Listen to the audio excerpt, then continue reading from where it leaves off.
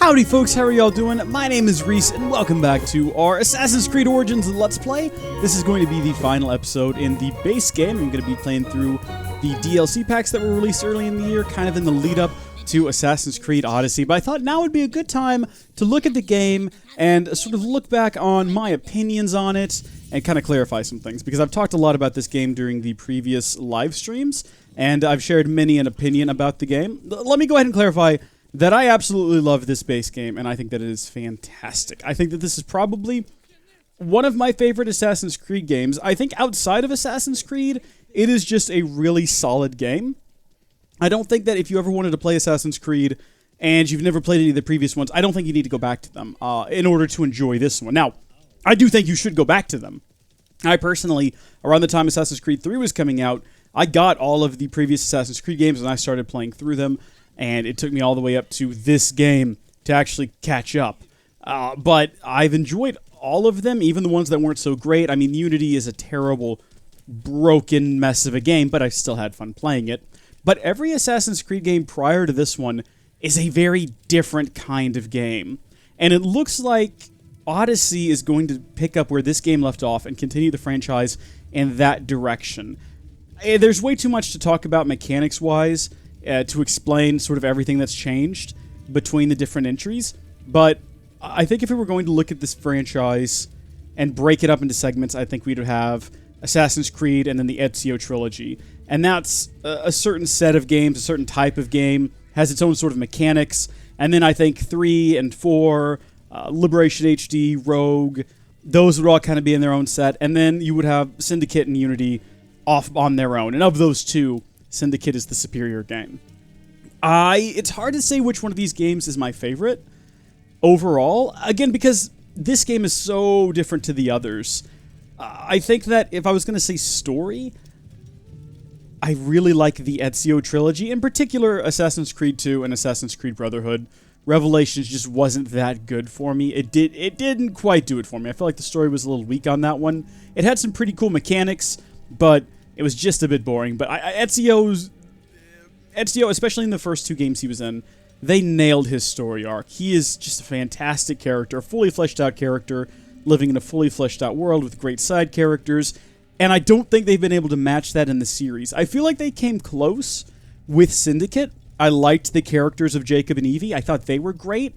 I feel like they added a bit too much tension to their characters that wasn't really deserved. In certain points of the game, they would have moments where they just, I can't believe you've done that. Hey, what you talking about? You know, something like that. That's my terrible accent. I do apologize to no one. Look, this just happens sometimes, all right? I liked their dynamic, but I feel like there's a bit of forced tension that was never really earned. It didn't make sense in the franchise. And the side characters weren't that memorable. I can't really remember any of their names except for the police chief, I think he was. Who was constantly in disguise. That guy was pretty funny.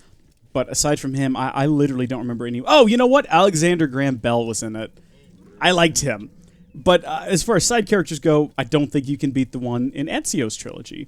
And this game, in terms of story, it's very shallow. I think it's better than some of the previous games, but it's definitely shallower than, I guess, the two front runners, which would be Assassin's Creed 2 and Assassin's Creed Revelations. I'm sorry, Assassin's Creed Brotherhood.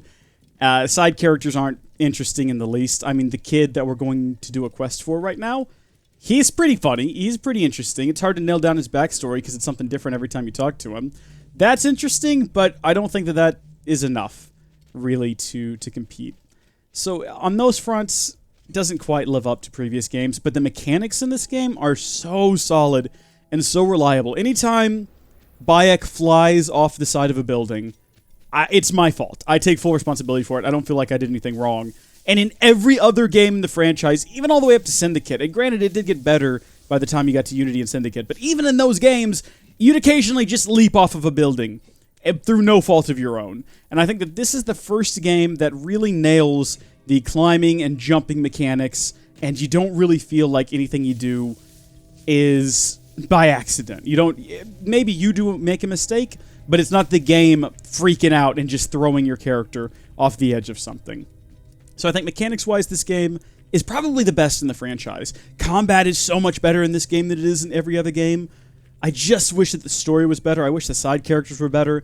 In terms of world, Italy, Rome, all of that was pretty good, but this is so much bigger and so much detailed, and so much more detailed. A lot of it is samey.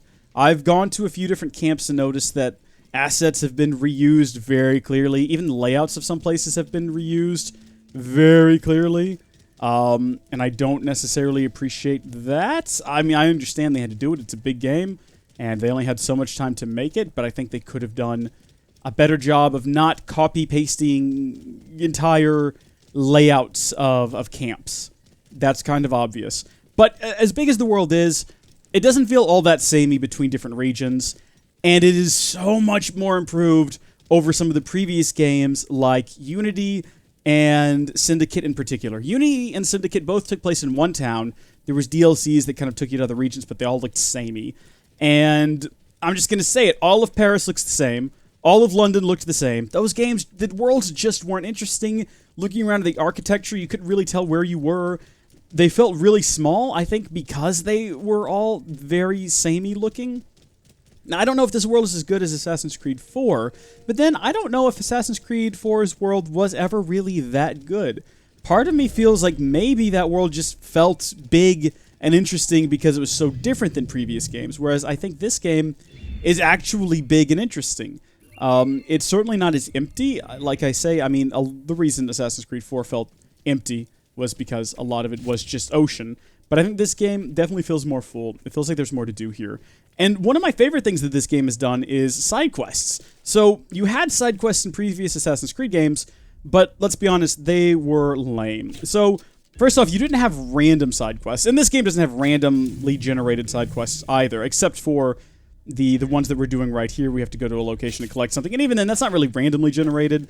They just, they're on a cycle, right? And I'm sure eventually, if I did these every single day, I'd get to a point where they start to repeating. And in previous Assassin's Creed games, though, the side quests, you didn't have NPCs that you met and you talked to, and they give you random quests to go collect this item, go save my daughter. Rather, in previous games, it was, hey, here's a character. This character has a series of very samey side quests for you. So let's take a look at Unity, for example. In Unity, you had these crimes that you had to solve. They were all, I think, murder mysteries mostly, if I remember correctly, and they were all exactly the same. They were all from the same guy. The guy was, I think it was the police chief or whatever in Paris. Just, hey, there's a murder, go investigate it, and you investigate it, and you come back. And it's repetitive, and it's always with him, and this game is very different. In this game, you can walk into a town, and there are no series of... Rather than just having a single series of side quests, you have a ton of side quests that are varied with different NPCs. It's just a very different feeling kind of game. And I appreciate what they've done here. It definitely makes it more interesting when you meet a random character. Now, are all of them super interesting and very different? No. Some of them are similar. Some of them are, this person did this thing to me, go kill them. This person stole this thing from me, go get it back. You don't feel like they're all exact carbon copies, though, and because you're doing them with different NPCs and they all have different personalities, it certainly makes it feel a bit more interesting. It does help that even though there's no real interesting side characters, all the NPCs in this game that you do interact with at least have some form of character. It's not just, hi, I'm doing there, baby. Rather, they all have their own backstories, and they have these different missions and different characters that you might have already met that they also know and are in a relationship with, or are trying to help or take care of. There's a great set of missions that takes place up in the... I'm recording this live, by the way, while I'm actually playing the game. So let me scroll up here and find the region. It's the Kyrenac. Listen, I feel like that's pretty close, right? In this region of the game, near Cyrene, where you meet all of these different characters, and then towards the end of the game, they all come together in this... They all have different, very separate quests, right? And at the end of each of their individual quests, they start to meet up, and you start to do quests where you're trying to get one person to meet the other, and this other person meets the other, and then it all culminates in this one big meetup where you have a house party, and it's real cool. You help out all these different people in this region, and then come to find out they all know each other, and it's neat, you know? I think that's better than they've done in a lot of previous games. So, my final thoughts on this are, it's very different. Mechanically, it is a different game. It is a superior game, I would argue. Story-wise, a little weak. World-wise, I would give it a hot 7 out of 10, maybe. I don't think it's a complete knockout of the park, but it is certainly a big world, and there is things to do in it. There's things to discover. I like how they got rid of the mechanic where you climb a tower and then everything in the map is revealed to you, because if that was the case, I would not have been as shocked to discover, and let me see if I can discover it. Here we go.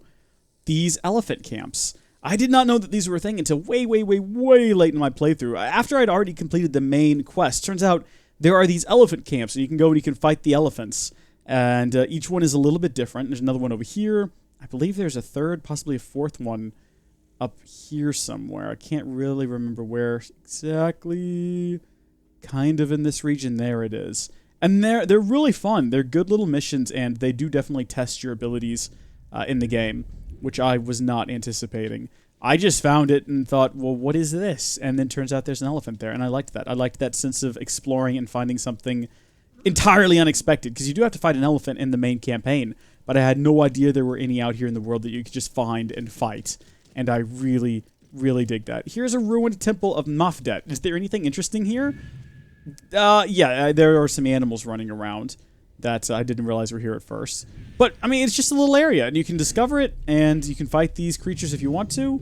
Looks like they're large cats of some variety. Or you can just not. You can just keep going, and it's really cool to find things like that. I think the setting in Egypt is great. Like, the tone of the game is pretty solid. I don't feel like there's a lot of moments where the tone shifts really harshly from, haha, joke and funny, to, oh my gosh, everyone you love is dead. Even though there are a couple of really heartbreaking moments, particularly involving children dying, which I thought was a bit, but fair enough, game. You tugged on the heartstrings. Good on you. My only fear is that this game had so many years in development, because this is made by the Black Flag team, and as I understand it, they went directly from Black Flag to this. So that was, what, 4 or 5 years of development? And now, just a year later, they're coming out with Odyssey. And I don't know who's developing that one. I don't know if it's the same team or not. I doubt it. I just worry that that game hasn't had the same level of development. I think the world might not be as interesting. I'm hoping the story is better, but based on what I've seen, it looks like it's going to be pretty similar.